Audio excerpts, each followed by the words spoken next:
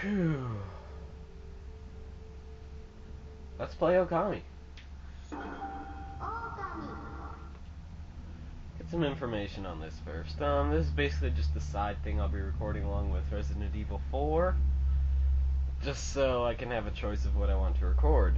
Survival horror or a really fun painting game. I actually like this game a lot. I bought it like a week before it came out, and without even having much information on it, and I loved it. It's very Zelda-esque. It's a lot like that. It's a very long game too. It took me maybe 30-35 hours first time through. So consequently this will be a long LP. But I'll try to run through it actually. Most of that was from not knowing where to go, but oh crap, I probably should have let you watch that, huh?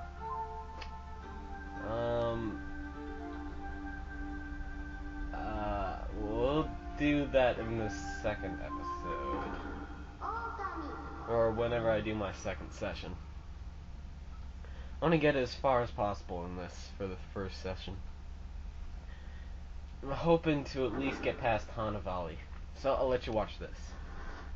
I mean, this is basically the same thing as the intro anyway. Just tells the story behind it. And who knows, I might even read it too. Instead of actual voices, it's got like this little, kind of like Animal Crossing. How they little talking little grunts. Ah, okay, haha.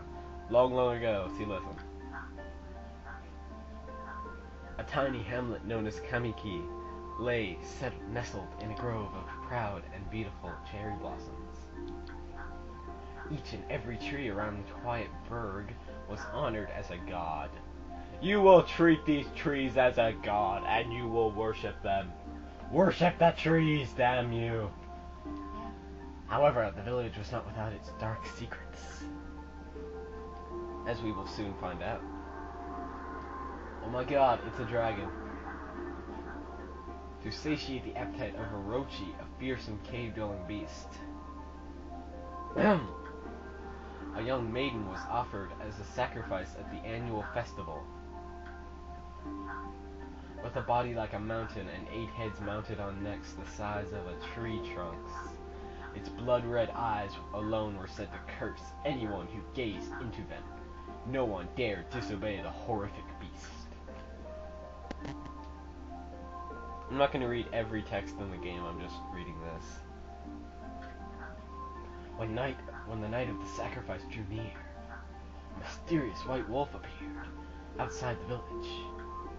This wolf, its coat brilliant as snow, was dubbed Shiranui. Shiranui. I think that's how it's pronounced. That's how I'm going to be pronouncing it. The wolf kept a watchful eye on anyone who ventured outside the village, and made a habit of patrolling the streets at night. To rent-a-cop, people assumed the wolf to be a familiar of Orochi. Yeah, well, assumptions are always wrong, idiots.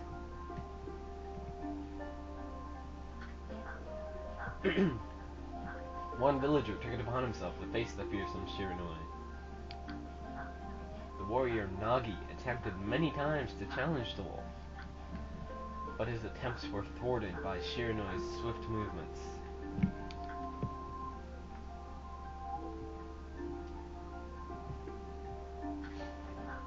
Before long, the night of the accursed festival had arrived. A white-plumed arrow heralded the coming sacrifice. Piercing the sky, the arrow sunk its shaft squarely into... ouch.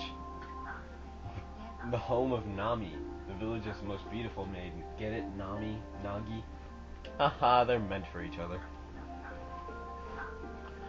Nagi, harboring a secret love for Nami, was enraged by this sign.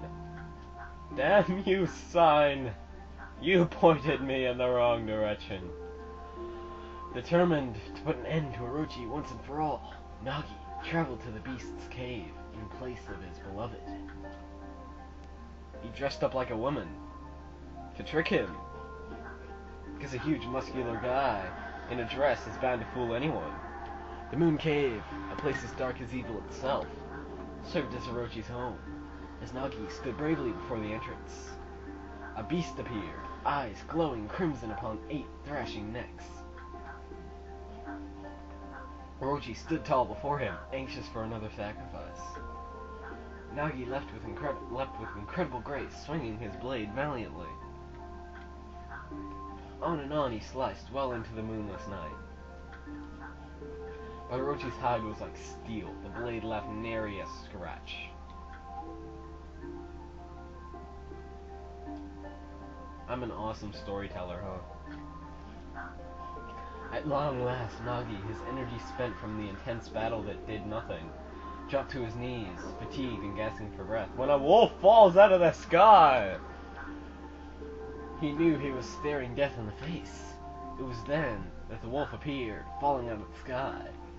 From nowhere, as if to protect Nagi, it stood its ground before Orochi. In the darkness of the cave, the wolf's coat shone brilliantly. Alas, it was Shiranui, the wolf that dwelled outside the village. Bearing its fearsome claws, Shiranui leapt towards Orochi.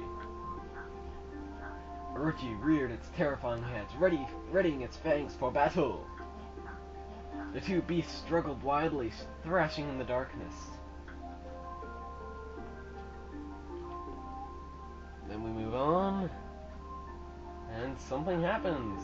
Mysterious and terrifying, the spectacle continued. Shiranui summoned gusts of divine wind to counter Orochi's flames.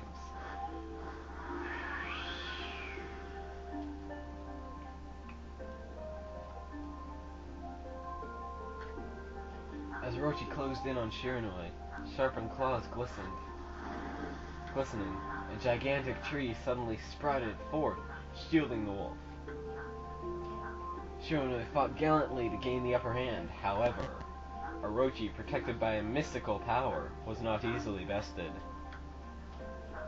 Shiranui, covered in gashes, majestic coat dyed crimson, stood exhausted before mighty Orochi. When suddenly, Orochi saw a chance to strike what would be the final blow. And then he howls, and then magic things happen, because magic is awesome. But Shiranui refused to give in. With its last ounce of strength, the majestic wolf gazed heavenward and unleashed a mighty howl. Suddenly, the black clouds overhead dissipated, and the moon shines forth, and the light makes the sword super mega powerful. That's basically what that said. I'll tell this story however the hell I want, damn it. Guided by his sword, Nagi, who had been taking shelter in the shadows, stood proudly to face his adversary. Channeling all his strength into his scarred and battered arms, he leapt ferociously towards Orochi, his sword poised high. The golden sword danced in his hands like a puppet on string. One by one, Orochi's fearsome heads separated from their owner. Fatality! Orochi's broken body collapsed in a lake of its own blood. This is not a children's game. Well, it is, but... yeah. In that instant, the curse that plagued the villagers was lifted. As the battle subsided, the sun shone once again in the sky, even though the moon was out there 5 seconds later. Shiranui had succumbed to Orochi's poison and struggled to breathe. Nagi scooped the beast into his arms and returned to Kamiki.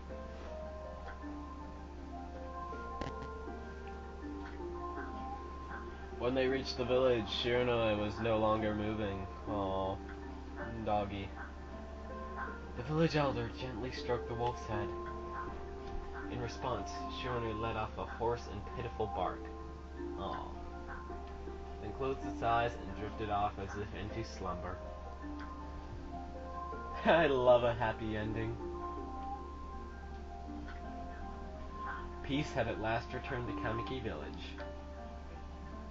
In honor of Shiranui's heroic exploits, the villagers erected a shrine and placed a statue of the wolf within it.